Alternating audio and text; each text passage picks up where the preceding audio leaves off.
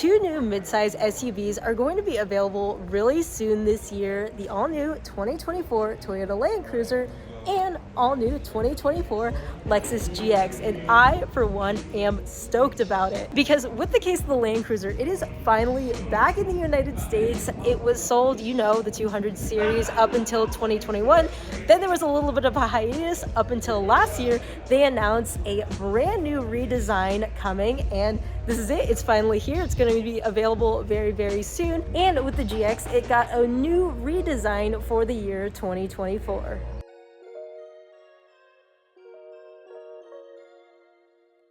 Before I get too far in this video, you might be wondering where the heck we are to actually see these two parked side by side, which so far has been somewhat of a rarity with, again, given how new these vehicles are. And you might be wondering why they're all taken apart and on lifts and who all these people are, and why this Land Cruiser looks like it has chicken pox. Well, I'm at the SEMA Garage in Diamond Bar, California at a measuring session hosted by Toyota and Lexus.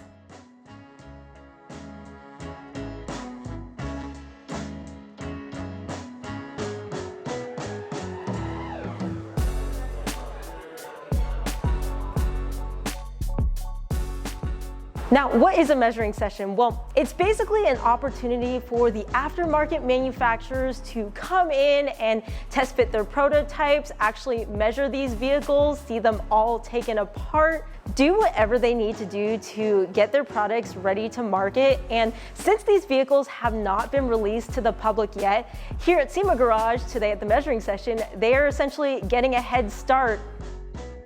So that's why the two GXs and two Land Cruisers here are actually stripped down. Pretty neat. But I also think it's neat that product experts from both Toyota and Lexus are here, and I made sure to ask them about details and insights about these two very iconic but now refreshed for 2024 vehicles. Some were things you may already know about. What are these? Air boxes? Yeah, but boxes is the key, right? We have two. Yeah, there's two boxes. Twin means two. Yeah. But there were a lot of features I saw here that were new to me, and maybe new to you too. Do we know what this is? I don't know what this is. That is a unique feature that the GX only gets. That is your headlight washer. Oh. Right? So with both of these boxy, rugged, off-road oriented SUVs here in the flesh at SEMA Garage, let's just dive into some of the characteristics they share and don't, what engineering choices make each distinctly their own, and what consumers like myself can expect out of a 2024 GX 550 or Land Cruiser.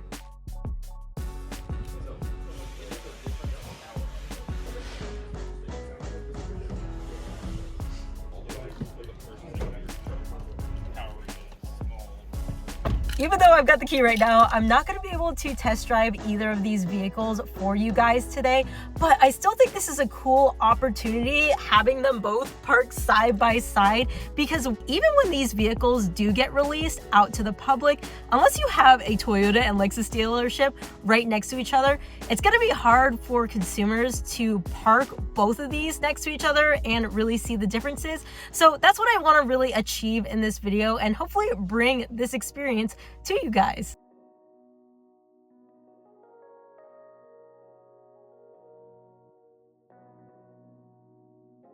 The whole reason it's worth comparing these two vehicles in the first place is that they're like cousins. So they share the same TNGA F platform, which I've talked about a lot in my previous videos because the 2024 Tacoma shares it too, amongst other Toyota and Lexus trucks and SUVs. And as such, both the 2024 GX and 2024 Land Cruiser are being produced in Tahara, Japan.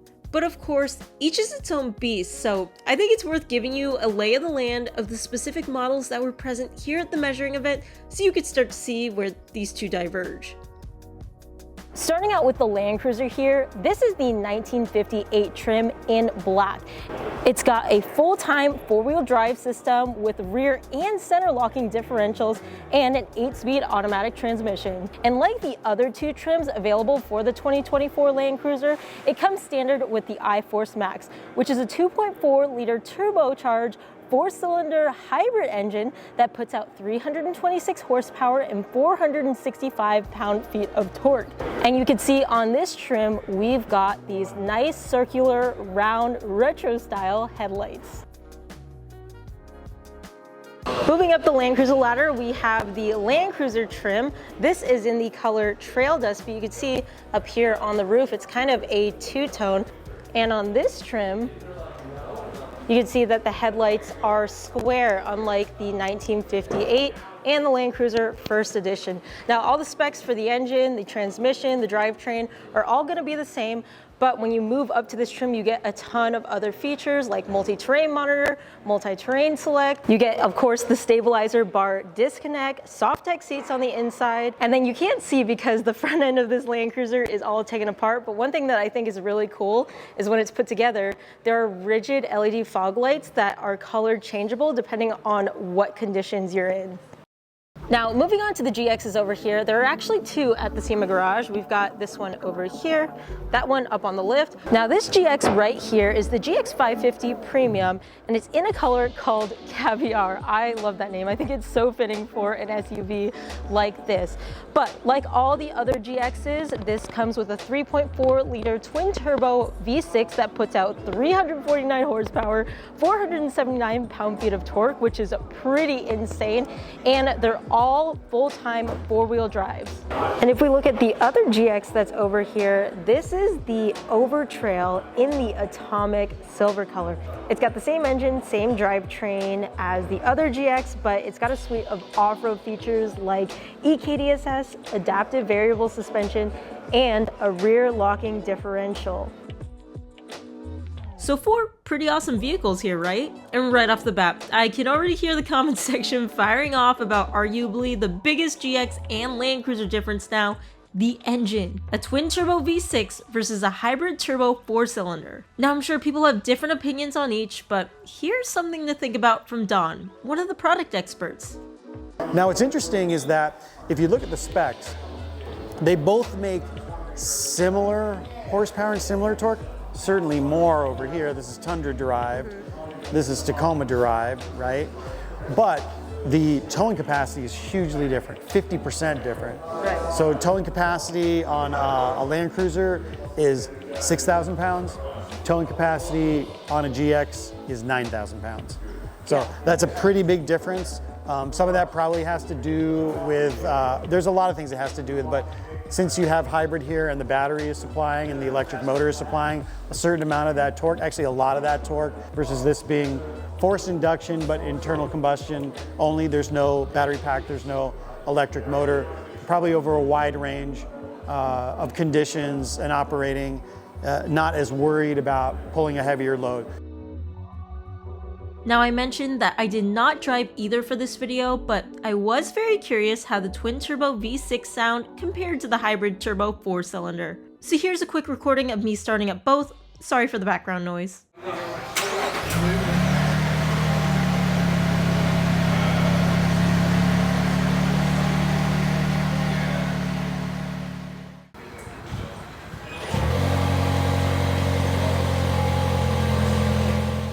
Obviously, with one being a 4-cylinder and the other being a V6, you can probably hear a difference.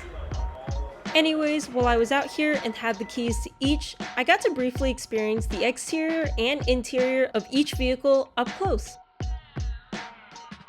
GX and Land Cruiser are both obviously big names, and one being a Lexus and the other being a Toyota, they certainly have their own identities. Land Cruiser has gone down in history for being tough and rugged, and I've got one of my own and can certainly attest to that. I'm just happy that this redesigned one carries that on. You know, there's standard features like a rear locker, crawl control, and because of the hybrid engine, there's a 2400 watt inverter that's more than adequate for powering stuff like fridges or electric stoves for any off-road adventure. The GX also has an inverter, but it's only 400 watt.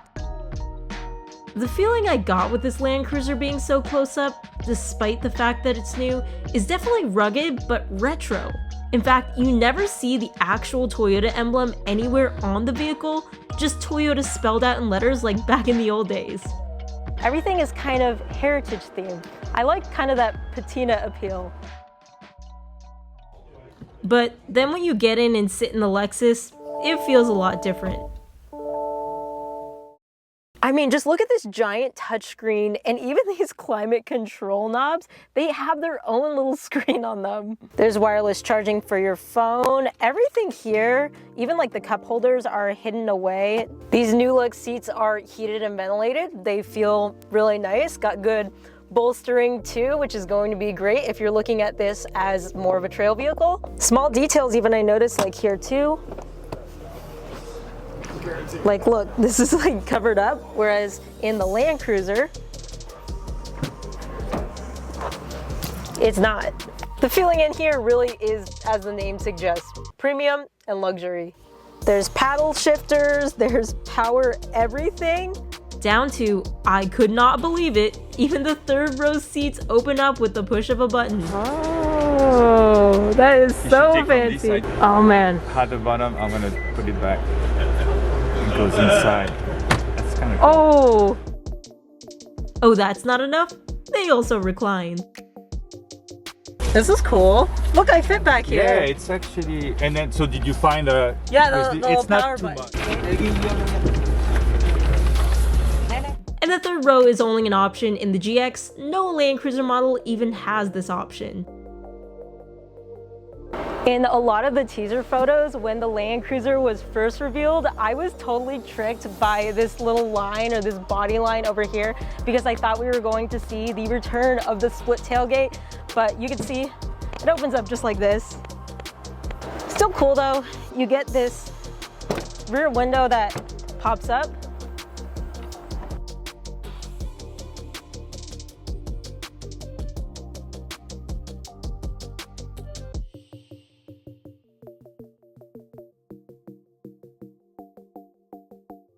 And as distinct as the two are here, they both have features that were clearly designed for the off-roader too. Some of the Lexuses, including this Overtrail, has the KDSS. And it's electronically controlled now with this new GX. We have eKDSS. What's cool about that is it can give you a whole bunch more droop, like when you're off-roading if you get a wheel in the air. But this is constantly able to have a range of how much bar is in it versus just it being on or being off. So if you've ever removed or disconnected the sway bar while off-roading, you know how beneficial getting all of that extra articulation is. eKDSS on the new GX 550 Overtrail has somewhat of the same principle as a driver disconnecting a sway bar, but it's different. It acts passively. Eli was another product expert here at the measuring session, and I myself learned a lot about eKDSS from him. Land Cruiser is going to have the front sway bar disconnect. eKDSS on the GX 550 is going to serve the function of disconnecting both the front and the rear independently, which gives us a lot of really cool situational kind of pliability in our suspension. The beauty of this new eKDSS system is you don't ever have to decide, do I need it now or not? It's always thinking and it's always doing what you need it to do. And it's now working with the MTS system. So depending on your, if you're in rock mode, it's gonna be loose everywhere. It's gonna be trying to give you all that pliability. If you're in a mode like deep snow or mud, it's actually gonna lock the front and unlock the rear. So your rear end can kind of move around a little bit, but you're still gonna maintain a very tight and secure driving position that's gonna give you more confidence in the slippery stuff. And it's a big difference between just simply a sway bar disconnect and this all new eKDSS system. So essentially with new eKDSS, there's no driver input. It's all just acting on its own. Yeah, so it really does kind of take the worry or like the choice out of it, which is great for people who are getting into the sport of off-roading. They're kind of getting into this and they don't maybe know if they should I be locked now, should I be unlocked? Sure. It really does kind of think for you and be your partner in it. So it can really make you a better off-road driver, similar to things like crawl control that are included in the vehicle. Right. Even the best off-roader can still learn. And so having these systems that can kind of gauge the situation and assist you are always gonna be helpful no matter what your skill level is, but also opens the door for people who are brand new to it, and it kind of takes away that scary factor. And here we can actually see the piston and the arm for the rear of the eKDSS. This is a really interesting way that we've been developing for years. Many of you are comfortable with KDSS from 4Runners in the past or GX 460. This is the newest iteration of this. So the articulation is stated to be 25, a little bit over 25 inches of travel. That's 5 inches more than the previous 460 with KDSS.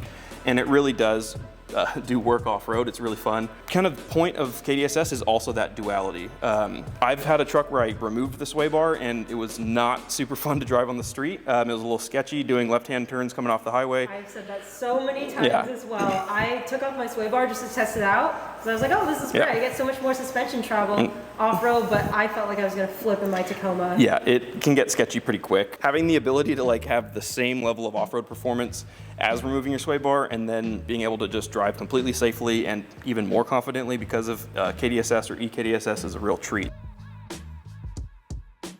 And on the topic of suspension, the two vehicles have differing shock packages.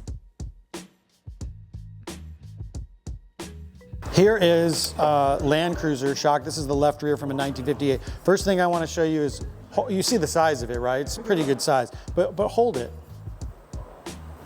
Well, does it weigh more or less than you thought it would? It weighs less than I thought it would. It weighs less than I thought it would too, yeah. So that's a pretty light shock absorber. Now, as we go to the Lexus, it sort of looks the same, but then you have this little box here. So what's that? What do we think this is? Is this adjust rebound or compression? Or both at the same time, but yeah. Very cool. So you've got your shock adjuster there. So the Overtrail does have an AVS system. That's an adaptive variable suspension system. And what that's doing is manually adjusting the valving on the fly. So depending on your drive mode, your multi-terrain select mode, it's all gonna be kind of loosening or stiffening the shock. The good thing to remember with the GX is it's just as important that this drives like a Lexus and it's as tight and comfortable and fun to drive on the road as it is off-road. So having systems like AVS really allow it to have that duality where it does everything you want it to do off-road and it's also the everyday vehicle you can drive on the street very confidently. So clearly, GX has to be thought of more than just a luxury SUV, especially the Overtrail. But that being said, all Land Cruisers come standard with an off-road thing that not all GXs do. So you have standard rear locker on all Land Cruiser grades. Yep. But it is only available with Overtrail, Overtrail Plus on the Lexus sides. And everyone, has center locks. Everyone has center locks, and all GXs have had center locks since, forever, and Land Cruisers too.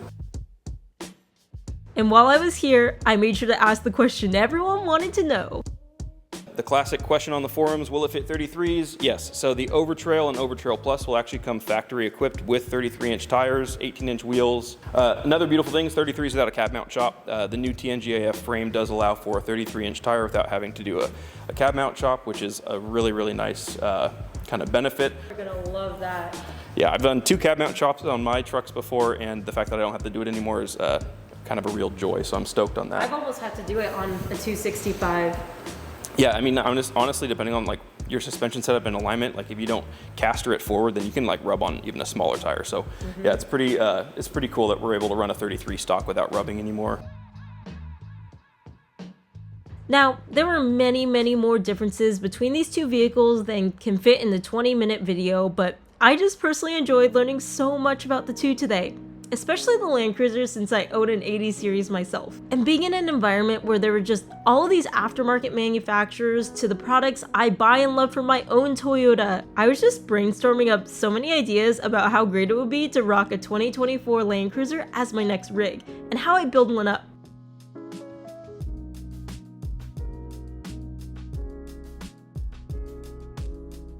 When I see an SUV that's purpose-built for off-roading, and one especially that has just so much space in the back here because it doesn't have the third row seating, it gives me so many ideas for what people can do. I, for one, think that having an SUV with this much space is advantageous because you could build it into a really cool sleeping camper setup. It could also be really cool to have custom-fitted drawers back here for storage and organization, and especially with Land Cruiser having the 2400 watt inverter and AC outlet back here, it'd be cool to have like a pull-out fridge setup. Oh, the possibilities are endless. But I also really can't help myself thinking about perhaps building my first GX too. I think, the cool thing about the GX is it's kind of so strikingly different from previous generations. It really catches people's eye and attention. And we love to hear that because it's a really cool vehicle. We've been, putting a lot of our heart and soul into this. I could totally see someone like myself picking up, say, like a premium to start out with, triple locking it, putting new shocks in, It'll be a lot of fun building those. Yeah. Almost into like my own Overtrail. Yeah, and I think that's kind of where, getting to see yourself as the individual in this vehicle and making it your own is like the coolest thing possible. So, I mean, that's kind of my plan. I want to get a Premium Plus and just build it out. The Overtrail and Overtrail Plus will always be there for those that just want to buy it and go run it. But there's something special about building your own truck. So I think the space for the Premium Plus for us enthusiasts is massive. It's gonna be really fun. They're each gonna have tens of thousands of units out there in a very similar quantity. Right. So when you look at volume, they're equals. They're half and half in terms of targets. Yeah, demand for both has been very much insane from what I've seen online and what I've heard from you guys too. Yeah, I think that there are some people that are going to think that with the powertrain and the extra comfort and convenience and some of the other features that the Lexus is the vehicle that they want, there is a price spread between them. And of course, if you're not getting an Overtrail is going to be not like a huge portion of the sales volume. There's no way to even option it with the rear locker. Right. Whereas you can buy any of the 3 grades of Land Cruiser and you're going to get that locker standard in the rear. So I hope you guys liked looking at a little bit of the behind the scenes and seeing these vehicles stripped down. Again, this isn't something that you really get to see at like a dealership or at an event, This is something very intimate, something you might see in someone's garage when they're installing their own mods. So I think this was a very cool opportunity. I was so stoked to be here witnessing everything. And I hope you guys enjoyed coming along for the ride. Thank you guys so much for watching. I will have more 2024 Land Cruiser and GX content coming to you very, very shortly, so stay tuned and definitely subscribe to stick along with the journey. If you want to connect more with me, you can follow me on my Instagram. It is at ChloeKuo Taco. I post more in real time on there, but other than that, I hope I will see you in the next one. Bye guys.